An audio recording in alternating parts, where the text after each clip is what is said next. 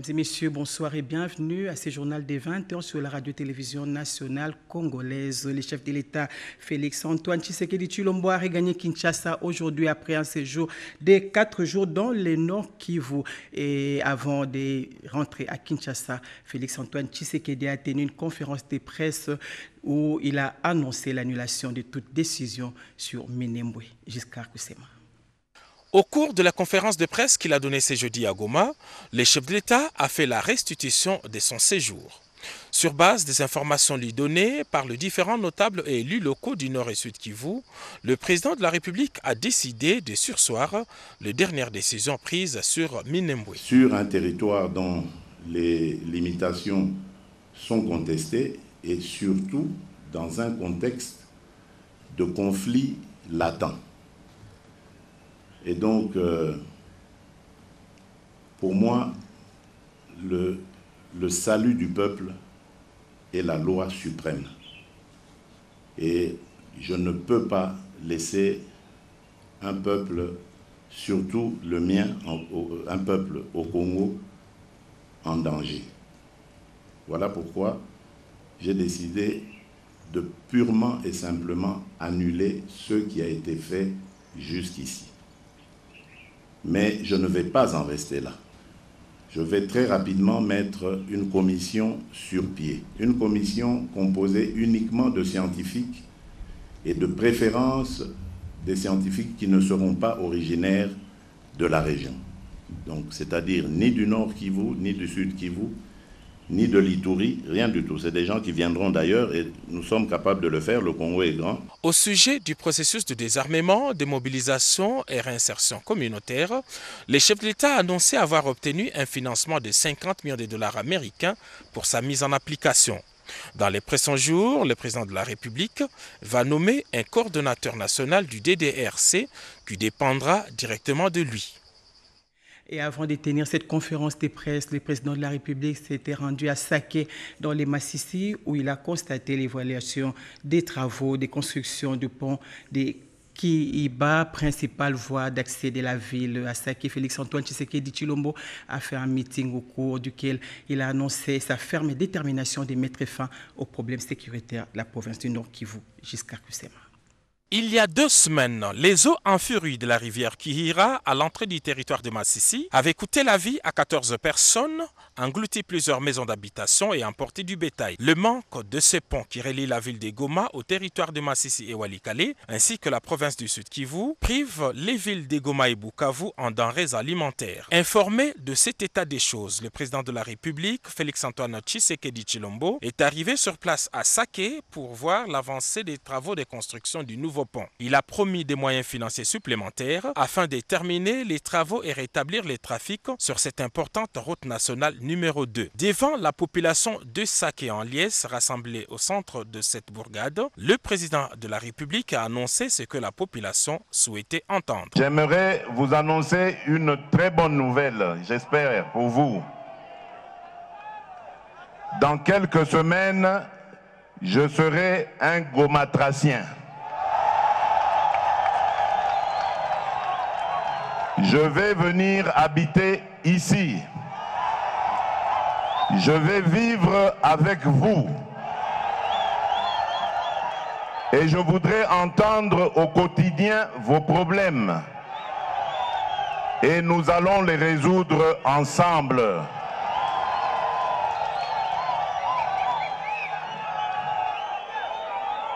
J'avais promis au peuple congolais tout entier que durant mon mandat, je me battrai pour que la paix et la sécurité reviennent totalement dans mon pays. J'avais promis que durant mon mandat, je ferai tout pour que le sort des Congolaises et des Congolais s'améliore au quotidien. Après avoir amené la paix, nous allons maintenant nous battre pour le bien-être. Il faut que les Congolaises et les Congolais se sentent bien dans leur pays. Nous avons un pays riche qui a rendu riche beaucoup d'étrangers. mais qui nous laisse, nous, enfants de ce pays, toujours pauvres et malheureux. Des retours de Sake, le chef de l'État est passé à Mubambiro où plus de 400 ex-combattants sont démobilisés et cantonnés. Il a promis d'améliorer leurs conditions de vie et accélérer les processus de leur réinsertion sociale.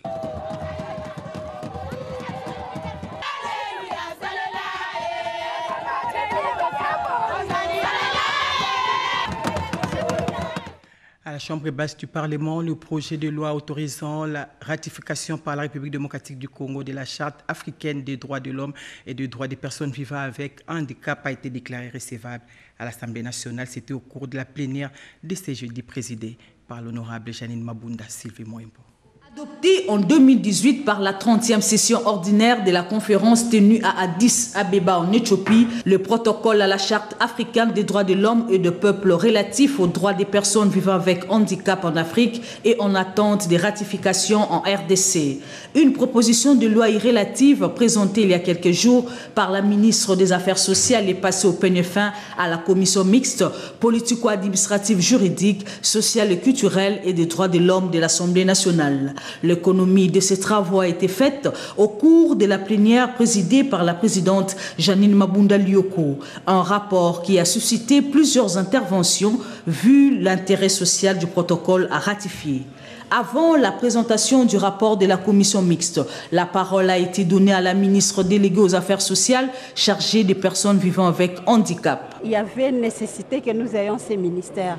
Parce qu'aujourd'hui, vraiment, je comprends qu'il fallait que le gouvernement et le Parlement interagissent de manière à ce que cette loi, d'abord la loi organique sur les modalités pratiques de protection et de promotion des personnes vivant avec handicap, puisse connaître l'élan que ça aujourd'hui, et aussi la loi sur la ratification. Et aujourd'hui, nous pensons que cette loi va nous aider à enrichir la loi organique qui est en élaboration. Puis, le rapporteur de la commission mixte s'est déployé pour donner les contenus de leur regard sur la question. Nous avons travaillé dans un climat de convivialité, dans la mesure où nous sommes appelés régulièrement à travailler ensemble dans la plupart des lois. Et nous souhaitons que ça puisse continuer ainsi. La présidente de l'Assemblée nationale, Janine Mabunda Lioko, qui a conduit avec diligence le débat, a clôturé la séance plénière après que le rapport a été jugé recevable. Pour des avis beaucoup plus sociaux, la commission sociale culturelle réélira encore ce rapport. Trafingwa, une firme minière qui exploite les cuivres à Puerto dans le Haut-Katanga, a repris ses activités après une période d'interruption. Son patron Emmanuel Henry est venu féliciter le Premier ministre ce jeudi pour son implication rendant possible cette reprise. Françoise Boulabouaki. Kinshasa continue de valser sur la bonne vague du secteur minier après une interruption de la production due à la chute du prix du cuivre sur le marché. La société minière Trafigura, basée à Puerto dans le Haut-Katanga, revient avec des bonnes nouvelles. Emmanuel Henry, son patron à la tête d'une entreprise de près de 800 travailleurs, félicite le Premier ministre Ilunga Ilunkamba pour son implication au cours de cette séance de travail ce jeudi 8 octobre 2020. Cette reprise va permettre à Trafigura de continuer à travailler en respectant toujours le code minier congolais, a affirmé Emmanuel Henry. C'est une petite mine qui produit, cette année, qui a produit 24 000 tonnes de cuivre contenu. L'année fiscale qui termine, qui va d'octobre à septembre. Et c'est une mine qui a été mise en opération en 2015. Malheureusement, les difficultés, au moment où on a mis la mine en opération, le prix du cuivre s'était effondré. On a dû mettre l'opération en cas en maintenance, c'est-à-dire en fermeture temporaire. On maintenait seulement les équipements. Et puis nous avons redémarré il y a à peu près 2 ans l'opération sur un signe d'un renforcement des prix du cuivre qui se sont malheureusement effondrés. Donc on a souffert jusqu'à maintenant. Par contre, on a bon espoir que l'année qui vient sera une meilleure année. Des très bonnes nouvelles qui précèdent les prévisions du comité de conjoncture économique qui table pour une forte activité minière en 2021. Le vice-premier ministre, ministre du Plan, Mme Élisée Mounemboué, a fait le point sur la mise en œuvre des projets pour l'autonomisation économique des femmes en République démocratique du Congo. C'était lors de la réunion du comité de pilotage du Fonds des femmes pour la paix et l'action humanitaire à laquelle elle a pris part par vidéoconférence. Une synthèse de Peggy Mukunda. Faire l'état d'avancement et assurer le suivi des projets sur l'autonomisation économique des femmes en République démocratique du Congo, tel est le but de la réunion par vidéoconférence du comité de pilotage du Fonds des femmes pour la paix et l'action humanitaire. Rencontre présidée par le coordonnateur résident du système des Nations Unies, David McClan-Cart, co-présidé par la représentante de l'ONU Femmes, Awa Ndiaye-Sek. La vice-première ministre, ministre du Plan, Élisée Mounemboué, a pris part à cette rencontre virtuelle pour faire le point sur la mise en œuvre de projets avec les premiers résultats, le progrès et les défis. Ces projets aident les femmes à participer de manière significative aux actions des réponses humanitaires en renforçant les capacités des organisations locales des femmes à s'engager dans le processus décisionnel locaux et les mécanismes d'aide humanitaire. Aussi, à améliorer leur accès aux opportunités de relèvement post-conflit grâce à l'autonomisation économique des femmes. Les résultats atteints pour ces 6 projets du premier cycle étaient présentés par la représentante de l'ONU Femmes en RDC. La première dame de la République démocratique du Congo poursuit sa tournée dans le Congo central à Boma. Denise Nyakiro Tshisekedi s'est adressée à la population afin d'échanger avec les jeunes des différentes catégories sur l'éducation. Reportage de notre envoyé spécial Naïcha Kiala, rendu par Patrick Michel Moukoui. D'une vue aérienne, la cathédrale au beau milieu de la ville portuaire. Boma vit de moments particuliers depuis l'arrivée de l'épouse du chef de l'État en provenance de Mwanda. Dès les premières lueurs du jour, les Bomatraciens ont inondé le bâtiment administratif de la mairie, impatients de rencontrer la première d'entre les dames du pays. S'adressant à la population, Denise Nyakiro Tshisekedi a exposé les raisons de sa visite, entre autres appuyer les femmes paysannes, soutenir les malades des formations médicales et encourager l'éducation des jeunes. Elle a en outre enregistrer les doléances de la population en promettant de les transmettre fidèlement au président de la République. Poursuivant son programme, la première dame de la République a participé à une séance d'échange avec les jeunes sur l'importance de l'éducation et la lutte contre les pratiques néfastes à leur égard. Séance organisée par la Fondation Denise Nyakiro Tshisekedi et l'UNFPA en collaboration avec l'UNICEF. Des récits riches en émotions, aussi bien pour ces jeunes qui les exposent que pour l'assistance et qui ont permis à la première dame d'avoir une idée précise sur ce à quoi sont confrontés les jeunes de Boma. Un courage qui pousse à l'admiration. Aux jeunes filles, aux jeunes garçons quand même, pensez à vos études. C'est ça le plus important d'abord dans la vie. Vous avez l'obligation d'aller à l'école pour votre avenir. C'est très important. J'y tiens en tout cas. Surtout pour la jeune fille. Vous avez entendu parler du programme Excellencia? Donc je compte sur vous. Je vois déjà le talent que j'ai vu là. Je pense que je vais être submergée par cette école. Donc je compte sur vous pour me faire les 85% afin d'accéder à ces bourses-là. Et je veux que vous alliez très loin, que vous excellez. Vraiment, je vois 4 jeunes filles là qui m'ont donné une fierté pas possible. Vraiment, j'espère et je compte sur vous. Parler de sexualité reste encore un tabou dans la culture né Congo. Face à ce déficit d'informations sur le sujet, les jeunes sont exposés aux problèmes tels que le mariage précoce, grossesse indésirable, viol, MST et autres formes de violence basées sur le genre. D'où la nécessité de sensibiliser toujours et encore. Après ce moment de franc dialogue avec les jeunes, la première dame de la République est allée au centre d'apprentissage professionnel des jeunes désœuvreux de Boma. Pour sa 4e édition, 32 lauréats ont reçu des certificats en coupe et couture, esthétique, art culinaire et saponification. Et pour encourager ces religieuses qui œuvrent pour l'autonomisation des femmes et jeunes, des machines à coudre, équipements informatiques, produits esthétiques et autres ont été remis par la présidente de la Fondation Denise Nyakiro Tshisekedi. L'hôpital général de référence de Boma n'a pas été oublié par l'épouse du chef de l'État. Personnel soignant et malade ont eu leur moment privilégié avec la First Lady. Une assistance en vivres, non-vivres, médicaments et autres équipements a également été remis. Plusieurs autres activités sont encore prévues à Boma avant que la Première Dame et toute sa suite ne poursuivent leur itinérance dans le Congo central.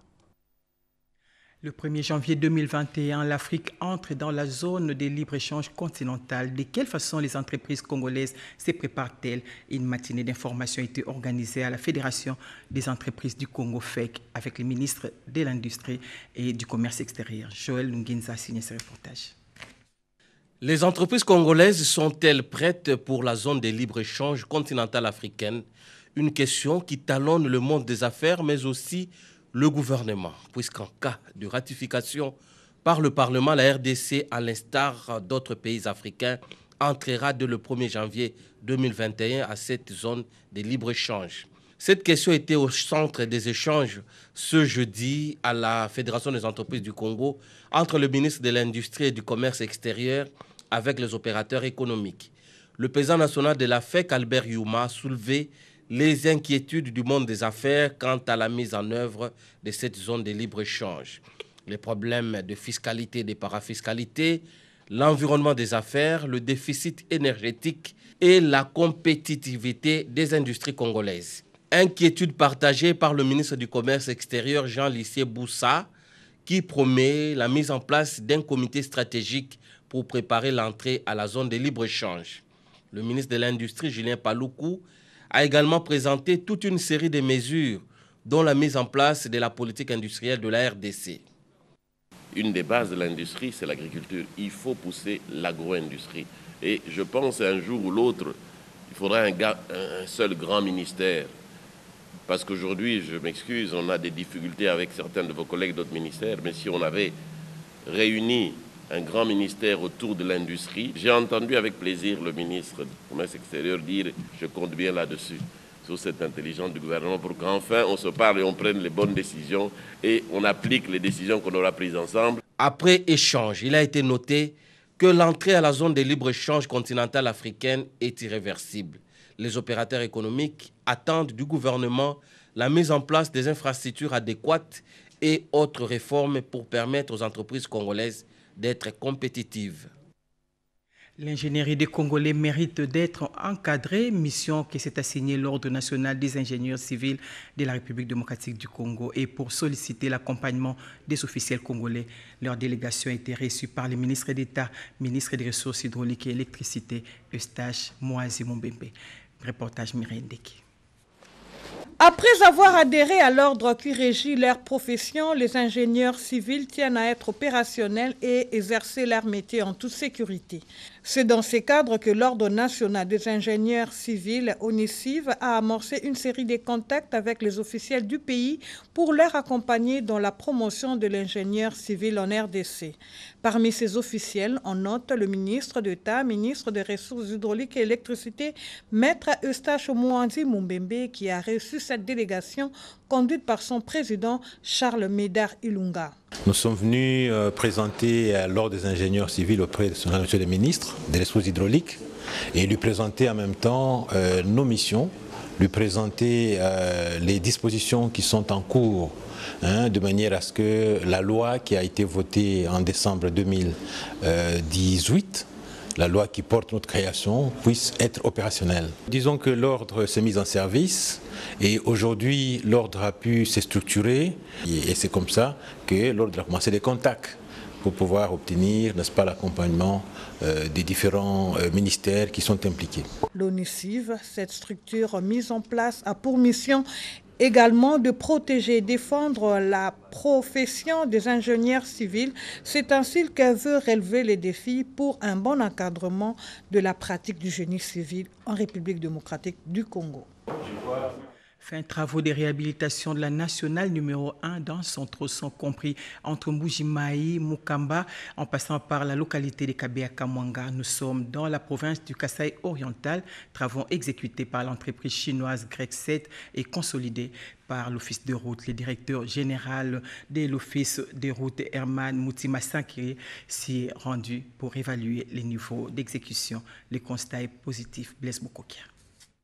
93 km de réhabilité, la route nationale numéro 1 dans son tronçon compris entre la ville d'Mbujima et le lac Munkamba en passant par Kabeya-Kamwanga fait aujourd'hui beaucoup de plaisir aux usagers après plusieurs années de calvaire. Si à l'époque on pouvait faire des jours entiers, 2 heures suffisent aujourd'hui pour parcourir cette distance. C'est le fruit des efforts consentis par les autorités compétentes pour relier sans difficulté les différentes entités de la province du Kasaï oriental. Je voudrais féliciter toutes les équipes qui ont travaillé sur cet axe routier. Je vais citer Craig 7 qui, avec ses équipes, ont fait une ouverture qui a été bien faite. Et il y a aussi notre brigade maintenant qui consolide ce qui a été fait par Craig 7. Donc je dois dire que le travail est bien fait et nous allons maintenant consolider et il faut consolider ce qui a été fait. Les efforts sont actuellement focalisés sur l'érosion Tibombo qui a vu sa progression arrêtée nette grâce aux travaux anti-érosifs exécutés afin de reprendre le trafic au point kilométrique 16. D'autres efforts sont actuellement fournis pour combattre l'érosion au niveau du pont Kakangai avec les conséquences néfastes qui peuvent en découler. Le rechargement de la chaussée avec des matériaux efficaces prouve à suffisance la détermination de l'Office des routes de rendre fluide la circulation. Il en est de même de la construction des caniveaux de part et d'autre de la chaussée au niveau de la résidence du patriarche Étienne Tshisekedi Wamulumba à Kabeya-Kamwanga afin d'évacuer les eaux stagnantes sur la chaussée car pour les spécialistes, l'eau c'est le meilleur ennemi pour la destruction de la chaussée. Le banditisme urbain bat son plein à Kinshasa et par peur des représailles, la population évite de dénoncer ces bandits. Et pour permettre à celle-ci de s'exprimer librement et d'aider le commissariat provincial ville de Kinshasa de mettre fin à ces fléaux, des boîtes de suggestions sont en train d'être mises en place depuis hier mercredi. On fait le point avec José Baïtombo. Voici une opportunité qui s'offre aux Kinoises et Kinois de dénoncer les actes de banditisme et de barbarie qui battent son plein dans la ville-province Kinshasa sans être inquiété par qui que ce soit.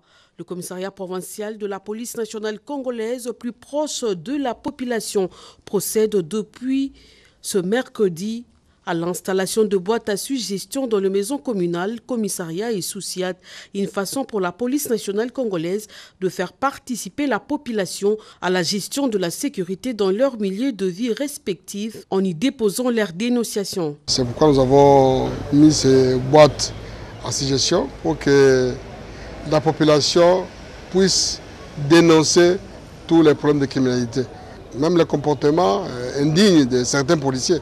Tout ce que nous faisons, c'est pour le bien-être de la population, pour que la population vive tranquillement, qu'il y ait la paix sociale, qu'il y ait la tranquillité sociale, même en ce qui concerne les nuisances sonores, tout ce qui dérange la population. Ce n'est pas seulement le problème de criminalité, c'est dénoncer tout ce qui ne marche pas. L'installation de ce boîte à suggestions va se poursuivre dans toutes les municipalités afin de mettre fin au banditisme urbain qui bat son plein, Toujours à la police nationale congolaise, un atelier de renforcement des capacités de la police de proximité sur la prolifération des armes légères a fermé ses portes. Aujourd'hui, plusieurs recommandations ont été formulées, nous dit Dichala. Jour d'intenses travaux, l'atelier de renforcement des capacités de la police de proximité sur la prolifération des armes légères et petits calibres a fermé ses portes. Richard Fung Ivor, directeur du Bureau de désarmement des Nations Unies, INODA, félicite le gouvernement de la République démocratique du Congo et encourage la Commission nationale de contrôle des armes légères et petits calibres à poursuivre ses inlassables efforts pour sévrer les personnes non attitrées des armes légères qui sont à la base de l'insécurité à travers le pays. La sélection du Congo pour faire partie des 7 pays participants à ce projet était très bien indiquée. Et je voulais vraiment, du fond du cœur, vous féliciter pour les réalisations qui ont déjà été faites. Pour mener à bien cette lourde mission, les participants à cet atelier ont formulé plusieurs recommandations et motifs de satisfaction pour le secrétaire permanent de la Commission nationale de contrôle des armes légères et petits calibres, le colonel Patrick Combé.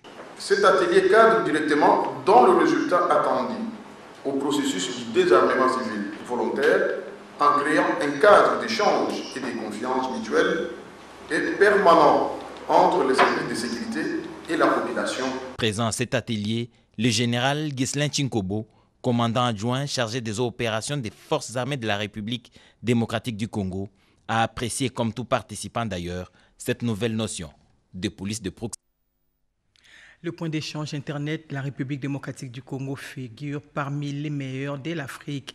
Cette œuvre est le fruit d'une expertise purement congolaise de l'Association des services des fournisseurs de l'Internet en République démocratique du Congo. Pour palper cette réalité, le ministre Augustin Kibasa Maliba des Postes, téléphones et nouvelles technologies de l'information et de la communication a visité le point d'échange Internet de la ville de Kinshasa à la Gombe. Reportage Christine Lenzo. Le point d'échange Internet permet un accès plus rapide et plus fiable à l'Internet grâce à l'expertise de quelques ingénieurs congolais réunis au sein de ISPA DRC. La RDC possède de nos jours 2 points d'accès Internet, un à Lubumbashi et un autre à Kinshasa. Tôt ce matin, le ministre des Postes, Télécommunications et Nouvelles Technologies de l'Information a visité les installations qui hébergent ces points d'accès Internet de Kinshasa à la Gombe. Accompagné par sa délégation, le ministre Augustin Kibasa Maliba a été guidé par l'ingénieur Laurent Toumba, président de cette association des fournisseurs de services Internet. J'aimerais le plus possible que les gens sachent que nous avons un point d'échange. Je disais que j'étais impressionné, mais je dois ajouter que je suis fier. Parce que là, je viens d'apprendre que ce point d'échange est le meilleur de l'Afrique francophone. Mais d'emblée, je peux vous dire, plus que jamais, ISPA est véritablement un partenaire qui va aider le ministère et tout l'écosystème à pouvoir aller dans la bonne direction. Bien avant, le ministre Augustin Kibasa Maliba a suivi les explications sur les rôles et le fonctionnement de ces points d'échange Internet de Kinshasa, qui est opérationnel depuis 2012. ISPA DRC compte présentement installer un 3e point d'échange Internet dans la ville de Goma. Confirmation du président de ISPA DRC, Laurent Toumba. Figurant parmi les meilleurs en Afrique centrale, ce point d'échange Internet de la RDC facilite l'échange local du trafic Internet. Il permet non seulement de réduire les coûts des bandes passantes, mais améliore aussi l'expérience Internet des utilisateurs finaux en assurant le caractère local du trafic. De son côté, le ministre de la Santé a échangé avec une délégation de la Fondation Pungwe. Reportage. Postes frontières, aéroports, voies lacustres sont là le principal point d'entrée du pays qui nécessite un regard particulier des autorités sanitaires pour améliorer la surveillance épidémiologique, les cas de figure avec la Covid-19. La Fondation Maison Pungwe apporte sa contribution à travers le ministère de la Santé. Il s'agit d'un laboratoire technico-numérique qui vous fournit un test rapide de la Covid en 5 minutes. La Maison Pungwe va venir en apport au gouvernement congolais parce que nous avons eu à identifier tous les points d'entrée et le point de contrôle en République démocratique du Congo. C'est ainsi que nous allons mettre à la disposition du gouvernement congolais les équipements pouvant détecter le Covid-19 avec un temps court de rendu des résultats. Et aussi, il y a une particularité, nous allons ajouter un plus. C'est-à-dire, son Excellence dans son bureau, il aura la possibilité de voir. Il y a eu autant de personnes positives, autant négatives à l'Est, à Kinshasa, partout en RDC. C'est-à-dire, nous allons digitaliser ce système pour que nous ayons le rendu des résultats en temps réel. De son côté, le gouvernement de la République, par le biais du vice-ministre de la Santé, a salué cette œuvre caritative de ces dignes fils du pays. Lorsque des natifs, des Congolais, peuvent offrir à la République des initiatives et des équipements et le savoir-faire que d'autres peuvent faire, eh bien nous devons encourager les nôtres. Parce que c'est très important que le Congolais qu'il est, à travers la fondation Maison Pungwe, il donne non seulement du travail aux Congolais, mais il paye des impôts. Et c'est très important pour la République, l'initiative privée. Et ce partenariat public-privé, nous devons l'encourager. Sur un autre chapitre, le ministre Eteni Longondo s'est entretenu aux côtés du vice-ministre Albert Mpeti avec le staff administratif du ministère de la Santé. Le ministre Eteni Longondo a donné des orientations sur les prévisions budgétaires exercice 2021 de son ministère par rapport au fonctionnement et intervention au fonds des contreparties ainsi qu'à la lutte contre les épidémies. Chose promise, chose due, la promesse faite aux vieillards le 1er août par le directeur général d'Afriland Bank a été réalisée. L'hospice des vieillards Bolingani de Kingabwa-Poincho a été réhabilité de fond en comble par cette banque à la grande satisfaction des pensionnaires. Sandra Nyakitapo. Il ne sera plus question pour les pensionnaires internés au home de vieillards de Bolingani à Kingabwa-Poincho de vivre dans ce cadre de vie défraîchi. Murs, toitures, plafonds et portes fissurées, canalisation et induction d'eau, fosse septique à ciel ouvert. Ce home de vieillards vient de recevoir une véritable cure de jouvence 2 mois seulement après la visite du DG de Afriland First Bank, Sohaib Ouabari, le 1er août 2020. Tout a été rénové de fond en comble pour offrir aux pensionnaires un cadre viable. La banque Afriland ne pouvait rester indifférente après le constat de l'état de délabrement de ce site, d'où la réaction rapide par la réhabilitation de cet hospice. Pour la directrice de communication qui a conduit la délégation, ces travaux bien exécutés est une promesse ferme de la banque. Julie Suélé a également encouragé les gestionnaires de cet hospice de continuer à prendre soin des pensionnaires. Ce n'est qu'un pas qu'on a fait. Beaucoup de choses restent encore à faire, mais nous sommes déjà satisfaits d'avoir contribué un temps soit peu à l'amélioration de leurs conditions de vie. Donc, c'est tout en vous promettant, comment je peux dire, l'attention que la banque va continuer à porter à ce centre pour vous rassurer qu'effectivement, toutes les sollicitations que vous allez nous faire, nous allons les examiner et vous accompagner avec nos moyens. Un motif de satisfaction pour le curé de la paroisse Saint-Kizito, le père Albert Dawa, qui a eu des mots justes pour remercier le bienfaiteur. Pour expliquer aux touristes comment garantir leur sécurité face aux risques auxquels ils peuvent être exposés, un atelier sur la sensibilisation sur la police d'assurance a ouvert ses portes aujourd'hui à Béatrice Hôtel, organisé par la Société nationale d'assurance. C'est le secrétaire général au tourisme qui a ouvert ses assises en présence du directeur général de la SONAS, Monique Mavungu, était présente. Avec son expérience dans l'exploitation du marché des assurances, la Société nationale d'assurance s'associe avec le ministère du Tourisme pour couvrir d'une police d'assurance les touristes contre les risques auxquels ils peuvent être exposés. C'est le sens qu'il faut donner à l'atelier organisé conjointement par la SONAS et le ministère du Tourisme. Des autorités ont rehaussé de leur présence cette cérémonie. Julien Bonnier-Mekofo, directeur général de la SONAS, et Kapaya Ali Barouani, secrétaire général au tourisme. Dans son mot d'ouverture, le secrétaire général au tourisme a loué le sens élevé de sécurité du ministre du Tourisme, eu égard à cette orientation des opérateurs touristiques vers la nécessité de souscrire aux assurances. La rencontre de ce jour est d'une importance capitale pour le secteur dans la mesure où elle permet aux opérateurs économiques d'aller à l'école des assurances afin de se protéger et surtout d'anticiper sur les risques éventuels d'accidents pouvant découler de l'exercice de leurs activités respectives. Julien Bonnier-Mekofo, DG de la SONAS, a quant à lui salué l'amélioration de la qualité de ses services qui ne fait que croître. Pour la sécurité de vos biens et de vos touristes, c'est à la SONAS SA que notre modeste personne vous exhorte à vous adresser. L'amélioration de la qualité de ces services ne fait plus débat présentement, autant que les garanties qu'offre sa gamme de produits d'assurance met l'opérateur touristique en confiance vis-à-vis de ses touristes. Par la même occasion, l'hôtel Béatrice et les restaurants La Chaumière ont renouvelé leur contrat d'assurance auprès de la SONAS.